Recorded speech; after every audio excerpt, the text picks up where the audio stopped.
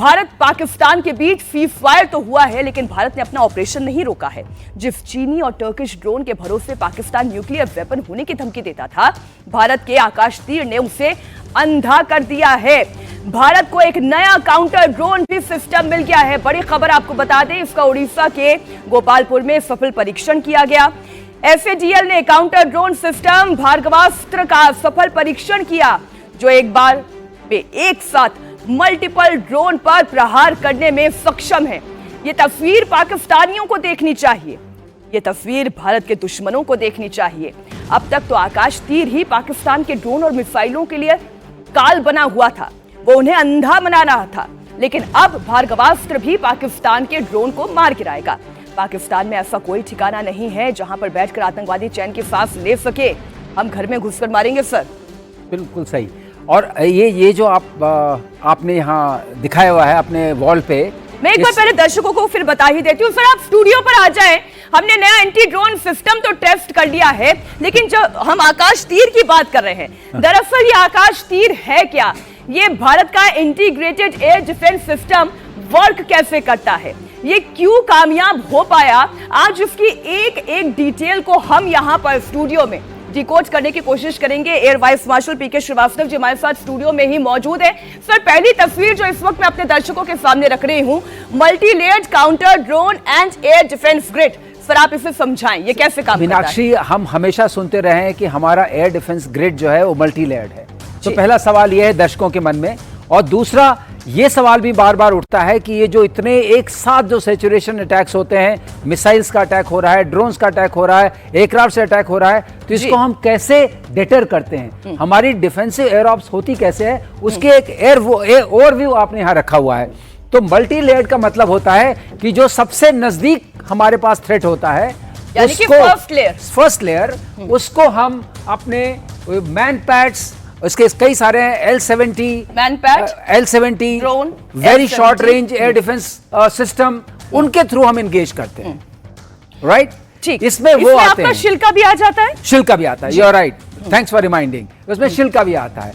अब आप देखिए, उसके बाद सेकेंड लेयर आती है। सेकेंड लेयर में फर्स्ट लेयर की बात कर रहे हैं, तो क्या ये circle this is the first layer? तो अभी नहीं, सबसे मन में जो क्यूरियोसिटी होगी वो करना जरूरी है कि हमारे पास इतने सारे रेडार्स हैं, मिलिट्री रेडार्स हैं, सिविल रेडार्स हैं, हमारे पास अवैक्स भी हैं, हमारे पास स्पेस एसेट्स भी हैं। इन सारी जो इनपुट्स आते हैं, इसका इंटीग्रेशन कैसे होगा जी? कैसे कैसे पता चलेगा कि कहां पर टारगेट है? तो बजाय मैं यहां से शुरू करने के, मैं शुरू करता हूं कि हम टारगेट को कैसे सिंथेसाइज करते हैं। तो ये सारी की सारी टारगेट इंफॉर्मेशन, जो चाहे सिविल रेडार से आ रही हो, चाहे मिलिट्री रेडार से आ रही है। मिलिट्री रेडार में क्या होता है कि आगे शायद आप दिखाएंगी कि मिलिट्री रेडार में एक जो एयर डिफेंस नेटवर्क होता है, उसमें कई तरह के रेडार होते हैं जी। तो ये सारी इनपुट्स आती हैं एयरफोर्स के IACCS में, जो integrated air command and control system है। ठीक जी। अब हमने क्या, ये हमारा इंडिजिनस है, ये बता दें आपको जी। उसके बाद आकाश तीर आता है। आकाश तीर जो है वो आर्मी का सिस्टम है, जो इनके IACCS से कनेक्टेड है, इंटीग्रेटेड है जी। तो ये किस काम में आता है? ये जो हम तीन ये देख रहे हैं, हाँ, ये तीन तीर जो जाते हुए देख रहे हैं, दिस इज आकाश में आपने दिखाया कि अगर ये टारगेट्स हैं तो ये टारगेट एलोकेशन,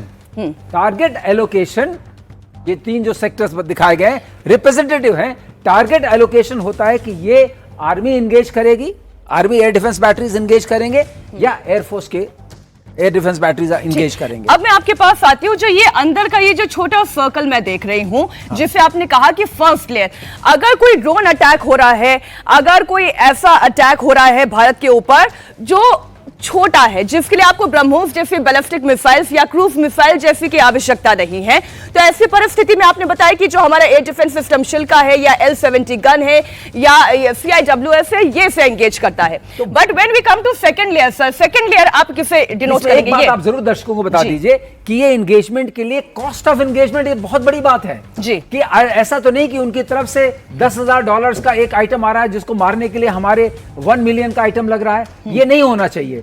तो उसके लिए जो लेयर्स बड़ी काम आती हैं, जो आपने बताया, जो एयर डिफेंस गन्स हमारी हैं, ये मैन पैड्स हैं, या जो हमारी ये नीचे की सिस्टम जो आकाश तीर के थ्रू ऑपरेट होती है, ये उनको एंगेज करती है। सर आप वही बड़ी स्क्रीन पर समझाएं जिससे हमारे दर्शकों को समझ में आए। अब हम सेकंड लेयर की बात कर रहे हैं, point air defence and short range surface to air missile. जो ये हम अंदर का कोन देख रहे हैं, हाँ। ये हमारी सेकंड लेयर है। सर सेकंड लेयर को समझाएं। सेकेंड लेयर में क्या होता है, इसमें आपके जो है आकाश सिस्टम मोस्टली जो इंडिजिनस है वो काम में आता है, सैम 3 भी काम में आता है, या बराक 8 है नॉट ER वर्जन, वो भी काम में आता है। ये सारे और हमारे MR सैम काम आते हैं जो medium range surface to air missiles हैं जी। वो जो आपके एयरक्राफ्ट के थ्रेट्स होंगे या कोई क्रूज मिसाइल होगी या बैलिस्टिक मिसाइल होगी, उसको इंगेज कर सकता है अगर उसके जोन में आता है तो।